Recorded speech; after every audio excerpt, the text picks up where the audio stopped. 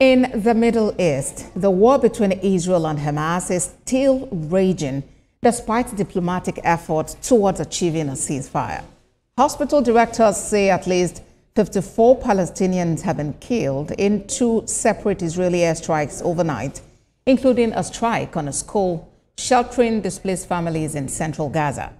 A spokesperson for Gaza's Hamas-run civil defense says 20 bodies, including those of children, were recovered, as many were severely burned after fire engulfed two classrooms turned into residential apartments. The Israeli military says it hit 200 targets across Gaza in 48 hours in continuation of its operations against what is called terrorist organization. It claims the area was being used by the terrorists to plan attacks against Israeli civilians and military troops. Meanwhile, Spain's Minister of Foreign Affairs, EU and Cooperation, José Alvarez, says the international community must act to prevent further escalation of the war between Israel and Hamas. He says Spain has already imposed sanctions on 13 Israeli settlers, not ruling out extension of the sanctions to political leaders. And one step away from that, reactions are still trailing the shooting to death of two Israeli embassy staff, Yaron Leschinski and Sarah Milgram, outside a Jewish museum in Washington, D.C. last Wednesday. Police say the shooting was carried out by 31-year-old Elias Rodriguez of Chicago, who shouted, "Free, free Palestine," while he was arrested. The Israeli ambassador to Nigeria, Ambassador Michael Freeman, joins me live from Abuja for more on this. Good to have you join us, Ambassador. Both President Trump and Prime Minister Netanyahu have linked this incident to growing anti-Semitism.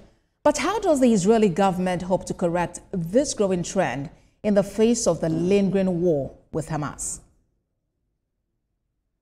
Well, good afternoon. As you say, this was a brutal, evil murder where two young people who were due to be engaged in a week's time were meant to be going to Jerusalem this week to get engaged, rather were assassinated, were gunned down on the streets of Washington in a brutal anti-Semitic terror attack. And look, you can't really work for and facilitate and understand somebody who's willing to do this. This person, the alleged shooter, is a terrorist, and there's absolutely no excuse for this. There's no justification for it, and it's something that needs to be condemned widely, and we've seen condemned widely across the world and across every capital have said that this is unacceptable and it must be condemned. All right, and as it is, the Israel Foreign Ministry, on social media, just as you've said, has called it a brutal terrorist attack. Is the Israeli government treating this as a case of terror? And do you have confidence in the ability and sincerity of the U.S. government to prosecute this case as such? We have complete and total faith in the American government and in the American authorities.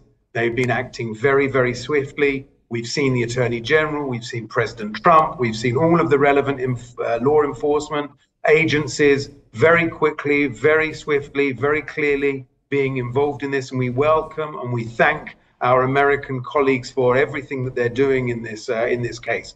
But as you said, this is a brutal terrorist attack. We are supporting the families wherever we can in this. But how do you support a family whose child, who was due to be engaged next week, is murdered and shot on the street? And there can be no justification and no excuse for this. And when people see these chantings across America and across Europe and across other parts of the world, where we see people chanting "Free, free Palestine," or we chant about globalize the Intifada, unfortunately, this is where it leads. This is where it goes to. When people chant globalize the Intifada, people take this to mean that you need to shoot and kill innocent people on the street, Jews who were going about their business, who went to an event and were murdered brutally. As it stands, I'm trying to wonder what would be going through the minds of Israeli representatives the world over, especially about their safety. What assurances is the Israeli government given to them?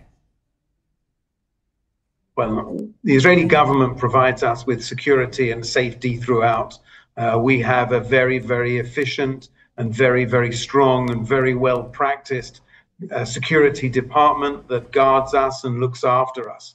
And we are very, very grateful to them. Unfortunately, no system is 100% perfect. And sometimes, if a determined terrorist wants to get through, they will do. They will carry out these attacks. And that's what we saw here. But, we have to understand that there is nothing that justifies this. No matter what you see on your TV screens, no matter what you see anywhere, and all of the different lies. And I think that this is also an important point that we need to get across, that we've seen over the last number of months, different lies, different fabrications, people making up stories, people making up blood libels about Israel and about the Jewish people.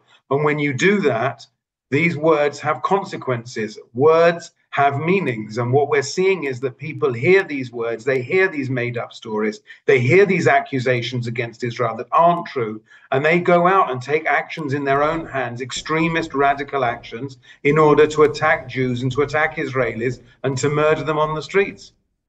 Ambassador Freeman, I'm curious as to if you consider this incident could be a turning point in this war. Is it able, might it in some way influence a quicker end to this war?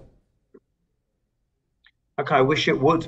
I wish that we could get to the end of this war. But this war is carrying on because Hamas, a brutal terror organization that on the 7th of October 2023 murdered, raped, burnt alive, tortured and kidnapped thousands of Israelis. This brutal organization is still holding 58 Israelis in the terror tunnels of Gaza. If tomorrow morning or if this afternoon Hamas would release the hostages and lay down their arms, this war would be over. So I pray that the war would be finished. I pray that this suffering would end as soon as possible. But the way that's going to happen is if Hamas release the hostages and lay down their arms. It's very simple. And that's what we're demanding. That's what we want. And that's what we expect Hamas to do. And that's what we expect the world to do, to pressure Hamas, to tell them in a very clear and loud voice, release the hostages, lay down your arms, and let this war end. As the world makes this call, they're also concerned about the thousands of people who have been killed in this war, especially children and women who are simply like victims of circumstance as it is. It's been a pleasure speaking with you, Israeli Ambassador to Nigeria, Ambassador Michael Freeman. Thank you for your time on World Now. Thank you very much.